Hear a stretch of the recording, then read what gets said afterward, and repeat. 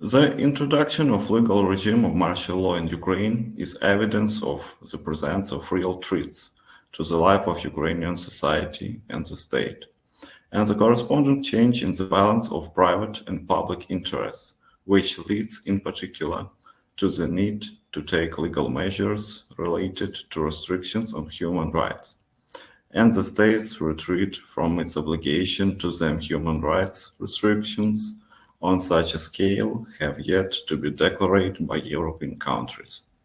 In this sense, Ukraine was forced to become an innovator in the formation of European legal experience and has prospects to declare its leadership positions in the defense of democratic values. Instead, it should be noted that the practice of European Court of Human Rights doesn't contain a definition of the term war.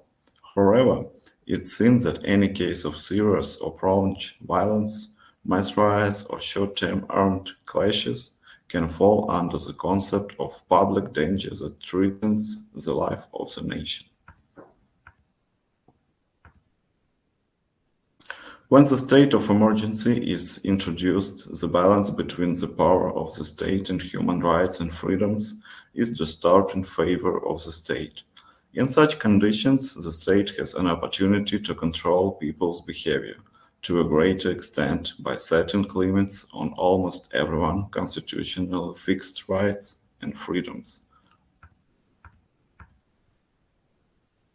The legislation of most countries of the world contains an indication of a special legal construction that would grant additional rights to the public administration in cases when the state is faced with unforeseen situations, overcoming which requires the mobilization of all available resources, the so-called emergency regimes or martial law regimes.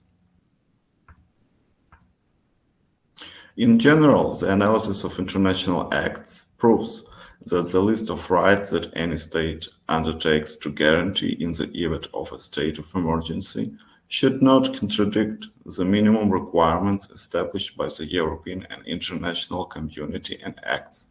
Article 15 of the European Convention of Human Rights and Fundamental Freedoms contains an indication of the prohibition of retreat under the conditions of an emergency situation from the following obligations of the state. For example, guarantee the right to life, prohibition of torture or inhuman treatment, prohibition of slavery or servitude, and prohibition of punishment without an indication of this in the law. Article 15 of the European Convention on Human Rights and Fundamental Freedoms sets out three conditions for a valid derogation. First of all, it must be in time of war or other public emergency, threatening the life of the nation. The second, the measures taken in response to that war or public emergency must not go beyond the extent strictly required by the exigence of the situation. And the last, the measures must not be inconsonant with the state's other obligations under international law. The natural and customary meaning of public emergency threatening the life of the nation is clear and refers to an exceptional situation of crisis or emergency which affects the whole population and constitutes a threat to the organized life of the community of which the state is composed. The emergency should be actual or imminent. A crisis which concerns only a particular region of the state can amount to a public emergency threatening the life of the nation. The crisis or danger should be exceptional in that the normal measures or restrictions permitted by the Convention for the maintenance of public safety, health, and order are plainly inadequate.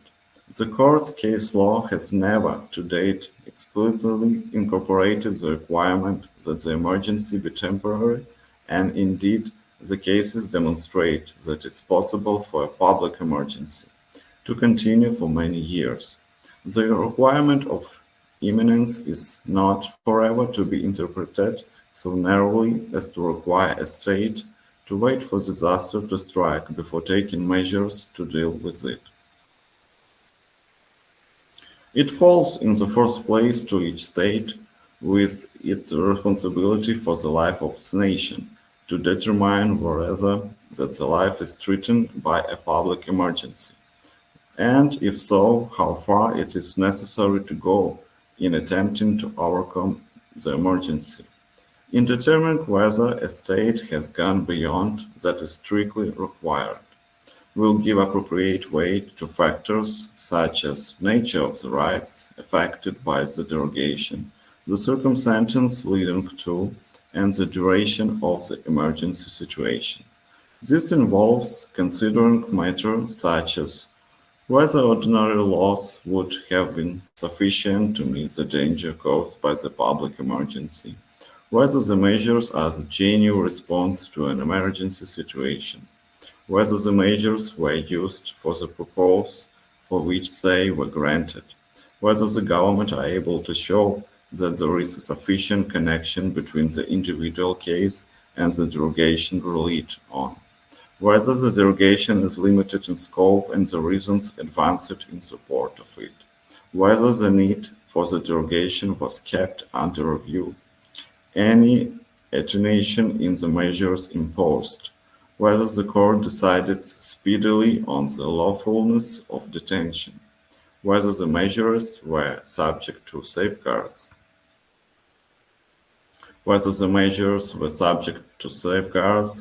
as we said, and the importance of the right at stake, and the broader purpose of judicial control over interferences with that right, whether legal certainty is not compromised by judicial interpretation running counter to the applicable statutory provisions. All of these and other factors will normally be assessed not retrospectively but on the basis of the conditions and circumstances reigning when the measures were originally taken and subsequently applied. Any party availing itself of the right of derogation shall keep the Secretary-General of the Council of Europe fully informed of the measures which it has taken and the reasons forever. It should also inform the Secretary-General of the Council of Europe when such measures have ceased to operate and the provisions of the Convention are again being fully executed. The primary purpose of informing the Secretary-General is that the derogation becomes public. A further purpose is that the Convention is a system of collective enforcement, and it is through the Secretary-General that the other states are informed of the derogation. Any information transmitted to the Secretary-General must be communicated by him as soon as possible to the other contracting states. The requirement to notify the Secretary-General of the measures taken and the reasons forever is usually met by writing a letter and attaching copies of the legal text under which the emergency measures will be taken, with an explanation of their purpose. If copies of all relevant measures are not provided, the requirement will not be met. Experience in the application of 15th article of the Convention since the formation of the European Court of Human Rights has been rather ambiguous. Let's consider the specifics of the application and observance of paragraph 1 of this article, which stipulated that the restriction of human rights must be in time of war or other public emergency threatening the life of the nation. The withdrawal measures taken by Ireland in 1957 to combat the activities of the IRA and its dissident groups, it was recorded that the applicant, who was suspected of being a member of the IRA, claimed that he was held in a military camp in Ireland from July to December 1957, without being able to appear before a judge during that period. The European Court of Human Rights noted that in the general context of Article 15 of the Convention, The natural and usual meaning of the words as a public danger that threatens the life of the nation was sufficiently clear. An exceptional situation of crisis or emergency that affects the entire population and poses a threat to the organized life of the community that makes up the state. In considering whether this concept was based on the facts and circumstances which led the Irish government to promulgate the proclamation of 5th July 1957, which introduced special powers of imprisonment, the court held that it did. The Irish government concluded that there was a public danger threatening the life of the nation at that time, combining various factors, including the following: the presence of the secret army on the territory of the Republic of Ireland, which was engaged in anti-constitutional activities, and the use of violence to achieve these goals. The fact that this army also operated outside the territory of the state, which seriously threatened the relations of the Republic of Ireland with its neighbours. A steady and alarming increase in terrorist activity from the fall of 1957 to the first half of 1957. In the circumstances of this case, the court found that the government of Ireland was justified in declaring a public danger threatening the life of the nation in Ireland, and was forever entitled to apply the provisions of paragraph 1st, Article 15 of the Convention, for the purpose of which these provisions were drawn up, and to take steps to derogate from its obligations in accordance with the Convention. On April 21, 1967, the revolutionary military government staged a coup in Greece. The following month, pursuant to Article 15 of the European Convention on Human Rights, the new government notified the Secretary-General of the Council of Europe that it was suspending certain rights under the Greek constitution.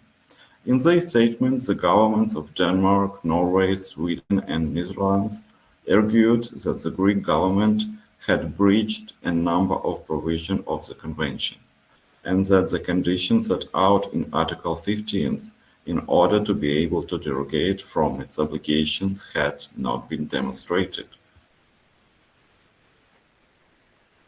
Greece argued that the European Commission of Human Rights had no competence to review the situation under Article 15 because it could not monitor the measures the revolutionary government used to stay in power. The European Commission of Human Rights ruled that it had jurisdiction and that in circumstances the conditions for the application of Article 15 of the Convention were not met. She noted that the public danger threatening the life of the nation that Greece invoked didn't actually exist. The Commission found that the legislation measures and administrative practices of the government of Greece violated a number of provisions of the Convention, and that these measures and practices were not justified under Article 15 of the Convention. Regarding the observance of paragraph 2nd of Article 15, which stipulated that the measures taken in response to that war or public emergency must not go beyond the extent strictly required by the exigence of the situation. In the court case XOI with Turkey, the applicant was held in custody for at least 14 days, during which he did not appear before a judge or judicial representative. The Turkish government sought to justify its measure with the special demands of a police investigation into a large region under the control of a foreign-based terrorist organization. Also, the applicant didn't provide detailed arguments against the legality of Turkey's withdrawal as a whole.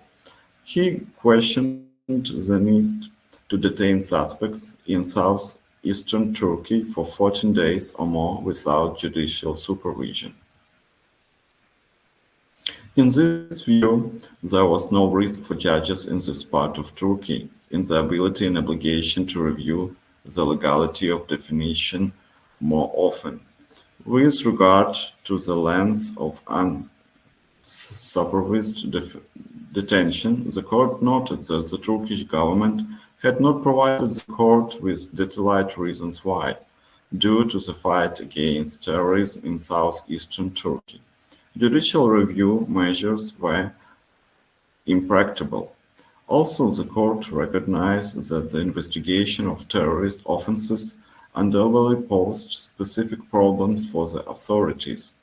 It couldn't recognize the need to detain a suspect without judicial control for 14 days. This period was extremely long, leaving the applicant vulnerable not only to arbitrary interference with his right to liberty, but also to torture. Regarding the guarantees provided by the Turkish legal system, the court took into account the undoubtedly serious problem of terrorism in the southeast of Turkey, as well as the difficulties faced by the state in taking effective measures to combat it.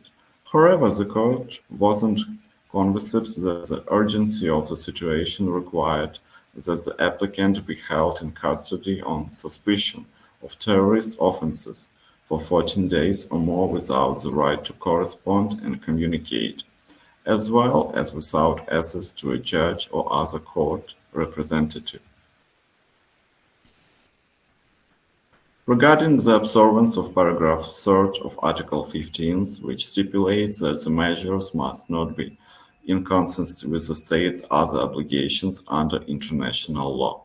In the court case Brannigan and McBride with United Kingdom, the applicants argued for the first time before the court that essential requirement for a valid departure from obligation under Article 4 of the International Covenant on Civil and Political Rights of 1966, to which the United Kingdom was a party, was an official declaration of public danger. As no such declaration had ever been made, the waiver was inconsistent with the United Kingdom's other obligations under international law. In their opinion, this demand required an official proclamation and not a simple statement in Parliament. The court noted that the statement of the Minister of Internal Affairs of December 22, 1988, in the House of Commons, which was an official nature and publicized the government's intentions to withdraw from obligations, fully corresponded to the concept of an official proclamation.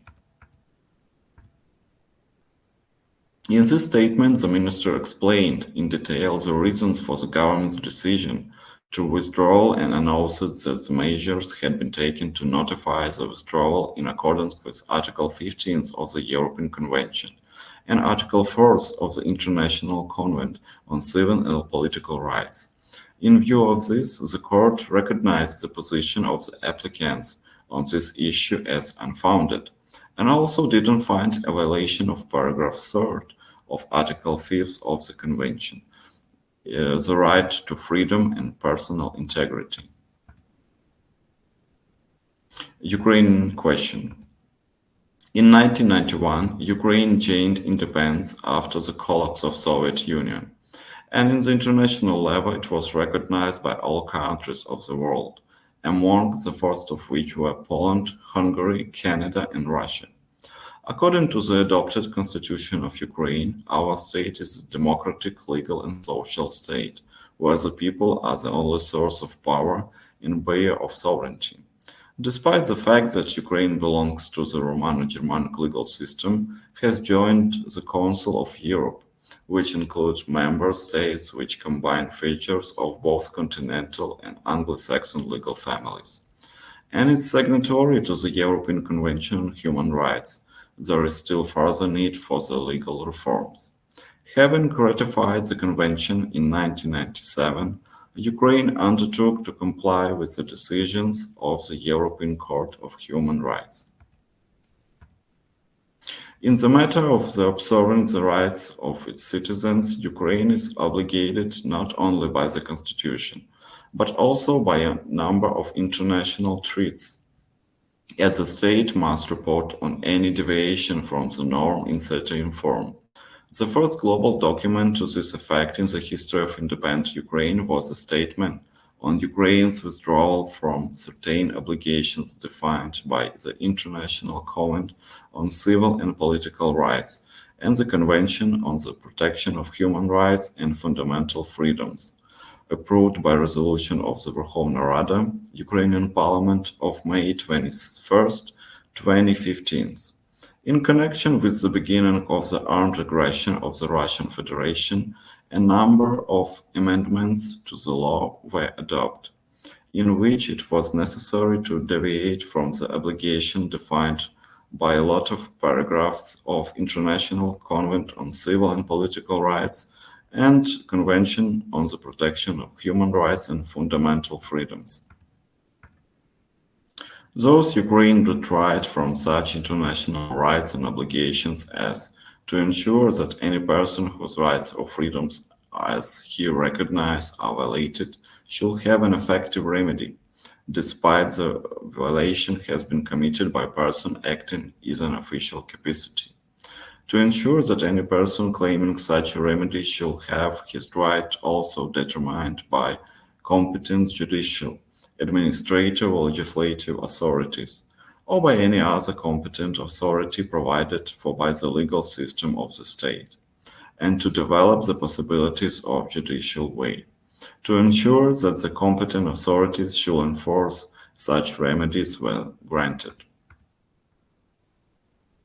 A special place among the obligations that Ukraine has temporarily refused to fulfill belongs to Convention on the Protection of Human Rights and Fundamental Freedoms, including such rights and freedoms as the right to freedom and personal integrity, the right to fair trial, the right to respect for private and family life, the right to an effective remedy.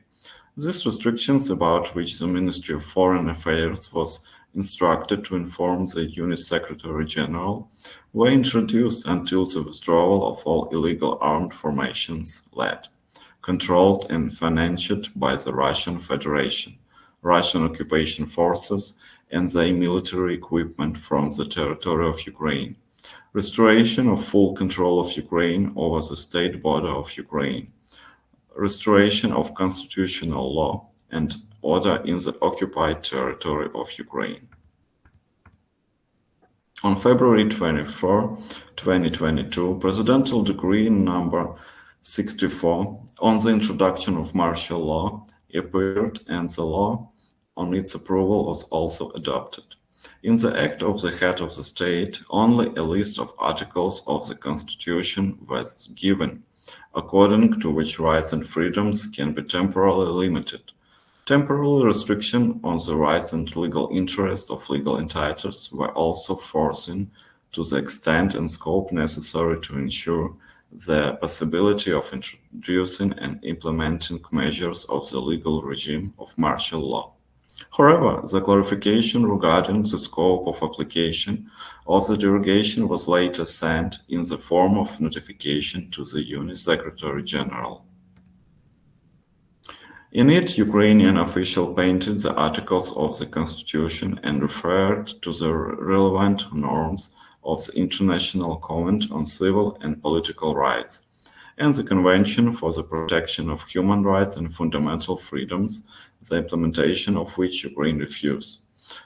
For example, everyone is guaranteed the inviolability of their home.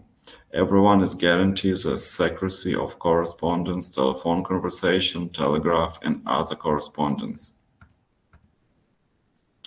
No one may be interrupted with in his personal and family life, except as provided by the Constitution of Ukraine.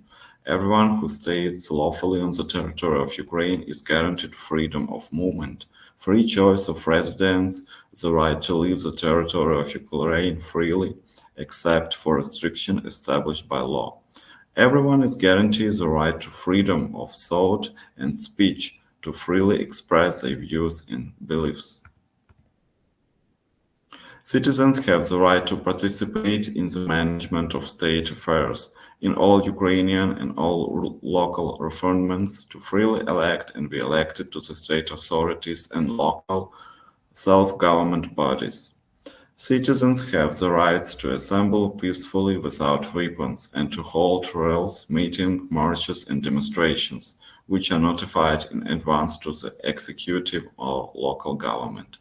Everyone has the right to own, use, and dispose of their property, the results of their intellectual and creative activities.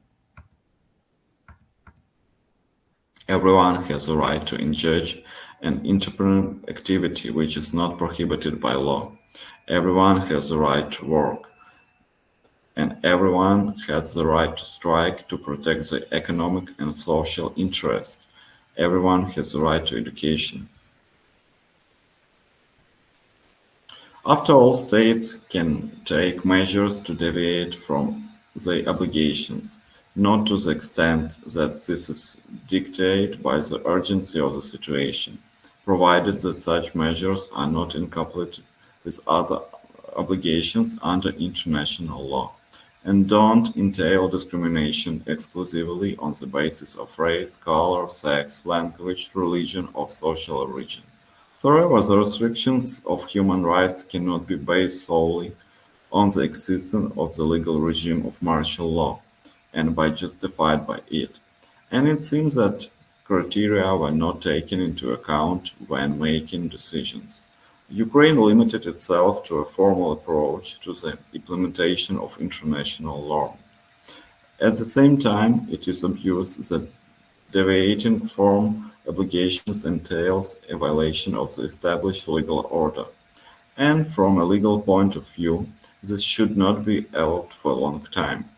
And in combination with failures in the work of the judiciary, all this indicates the actual impossibility of administering justice in accordance with European standards of the rule of law.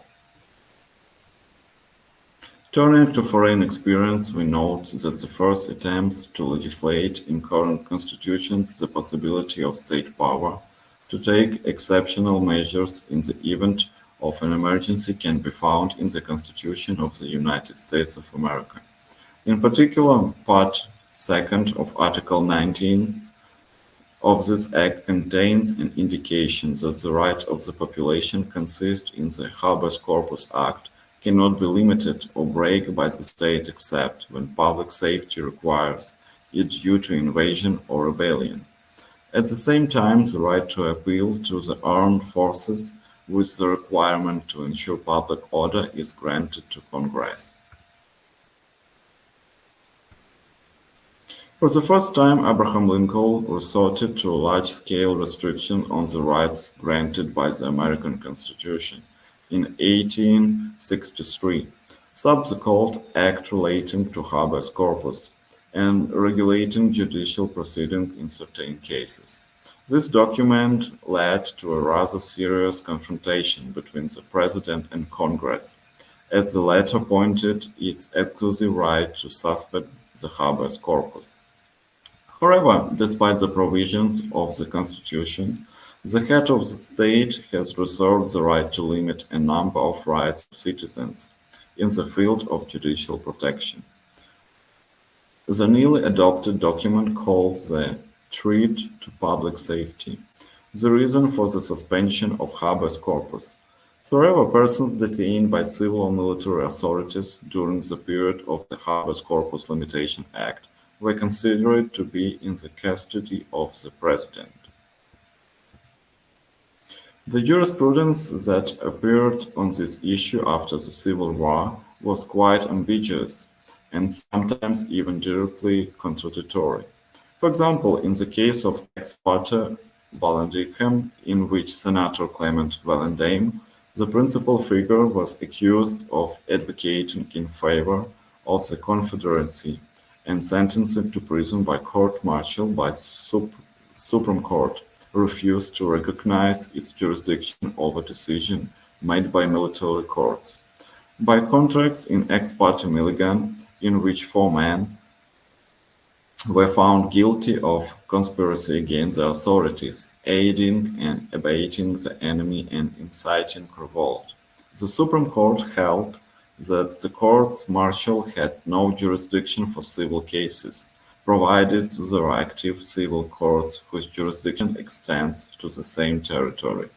In addition, the judges of the Supreme Court emphasized that there cannot be any wartime regime, provided that there are no direct aggression on the territory, and civil administration bodies continue to function.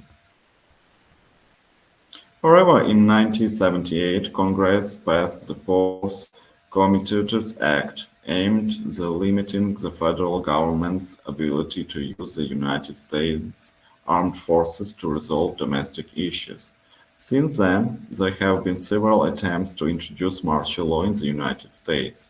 For example, after the Great Fire in Chicago in 1871, the earthquake in San Francisco in 1996, during the strike of California port workers in 1934 as a result of Japanese attack on the Pearl military base harbor in Hawaii in 1941, or to eliminate the destruction caused by Hurricane Katrina in Louisiana in 25.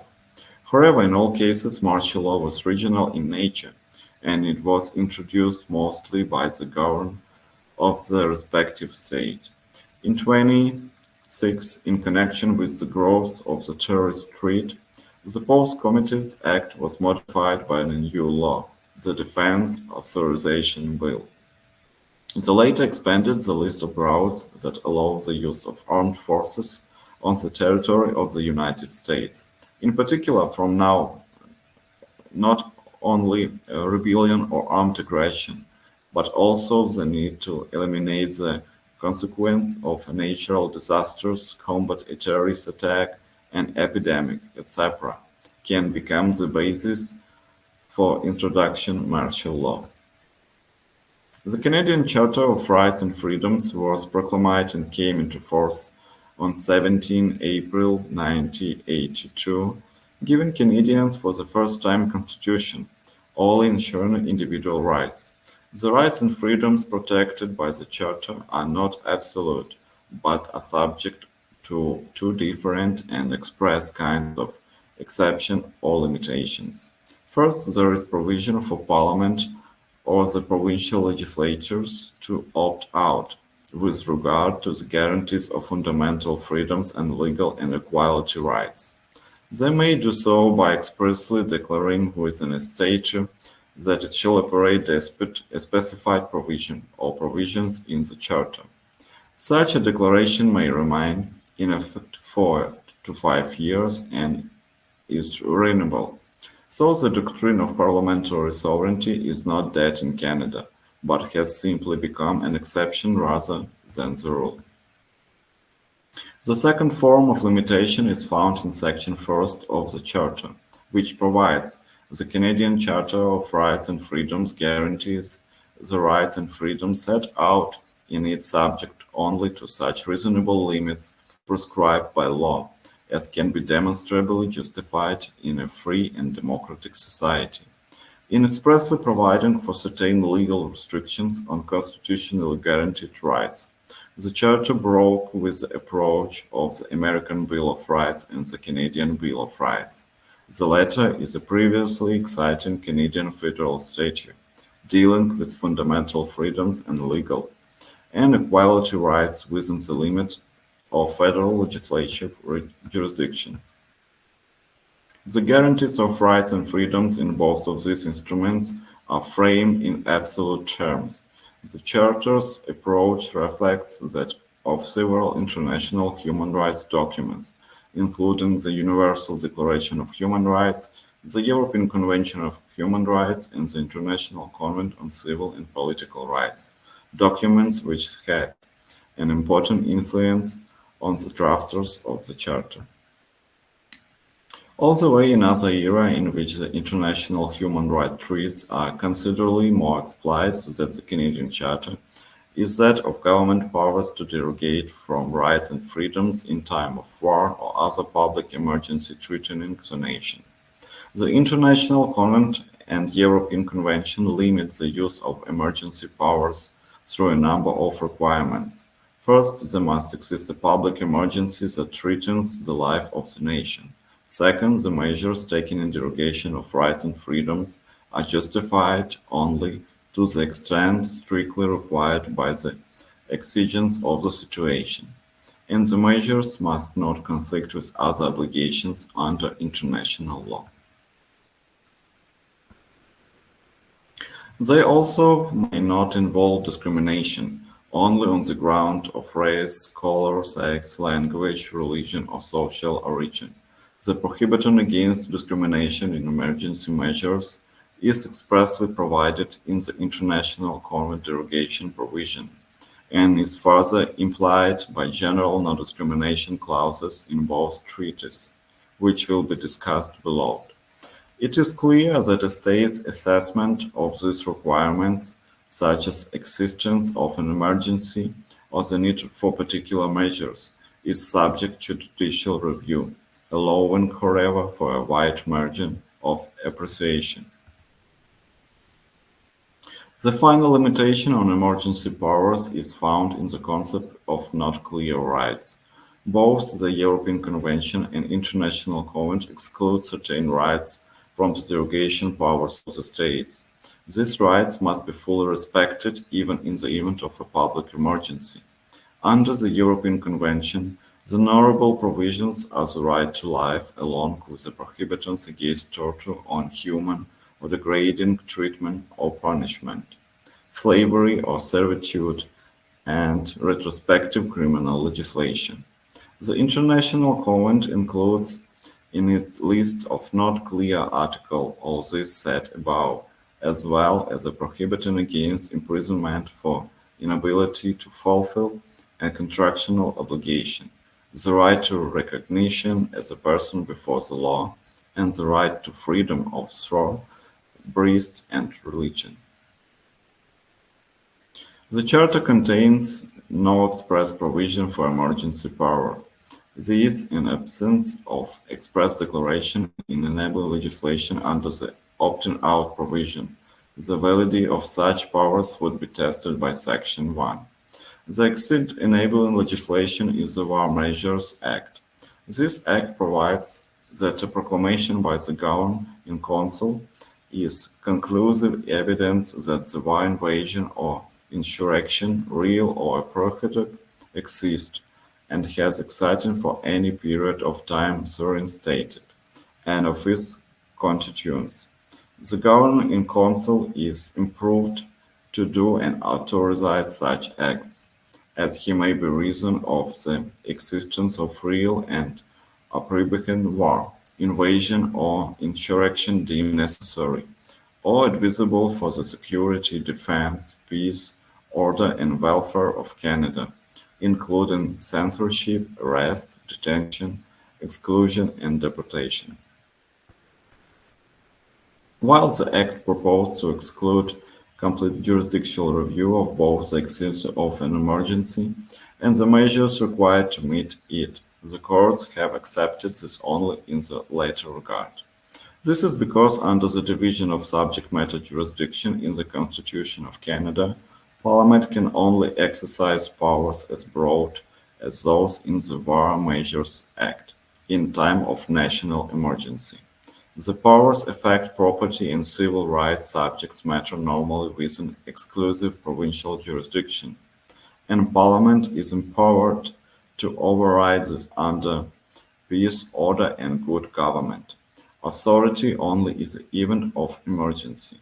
The court expressed the extent of their review of the extent of an emergency in very limited terms, stating that very clear evidence would be required to justify the judiciary, even when the question raised was one of ultra-vires which it had to decide, in overruling the decision of the government. A review of the War Measure Act in jurisprudence under the requirements of Section the 1st of the Charter, interpreted so as to conform with international law, leads one to conclude that the Act and its judicial application are deficient in a number of respects. First, emergency measures derogating from the rights and freedoms may be invoked in the absence of an emergency which threatens the life of the nation. Then it only be a delayed war, invasion, or insurrection. Second, the permitted measures are not limited to such as are strictly required by the exigence of the situation, but include any acts deemed necessary and advisable for security, defense, peace, order, or welfare reasons. Further, there is no clear protection against discrimination or of the rights, in that the permitted measures are open-ended regarding the individual rights, which they may limit or deny.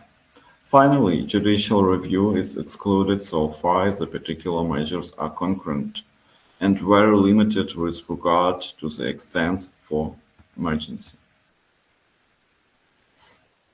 Conclusions.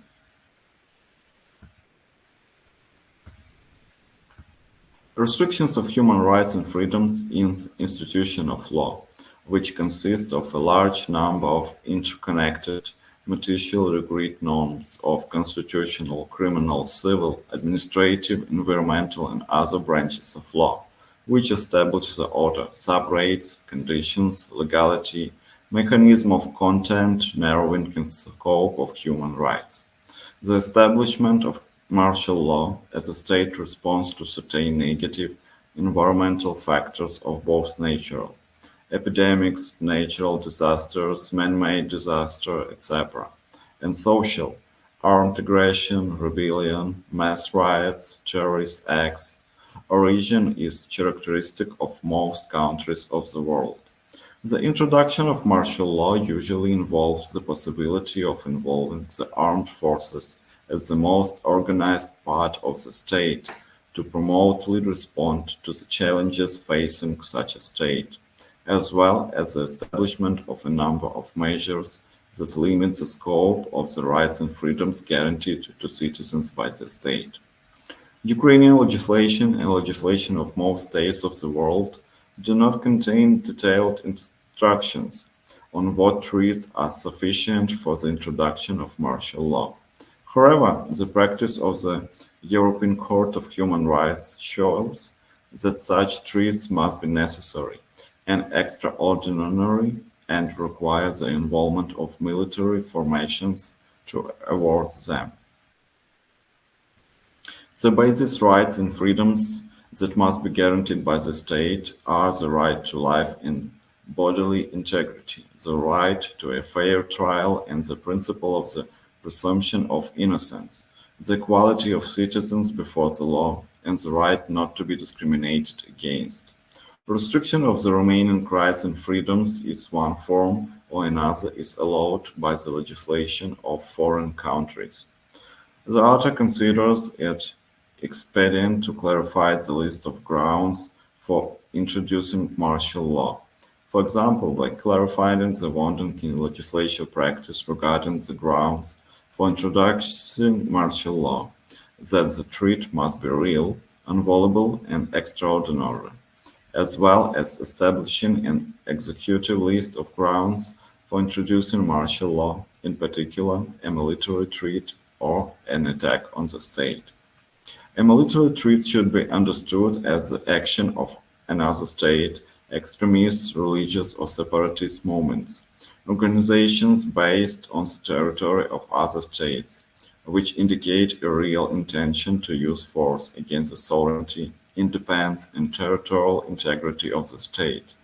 An attack can be considered by direct use of force.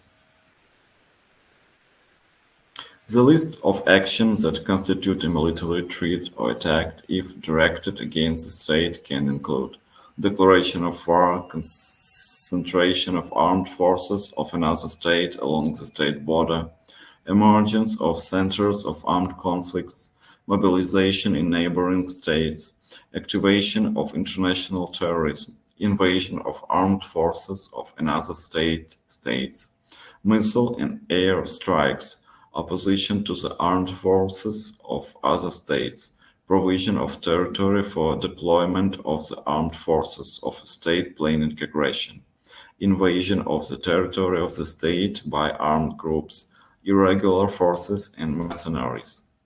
The lack of a clear definition of the concept of armed aggression and threat of attack allows for the application of extended interpretation, and forever martial law as a basis for limiting human rights can be introduced on grounds that are considered sufficient for one or another state, which doesn't provide sufficient guarantees of avoiding abuses in this area.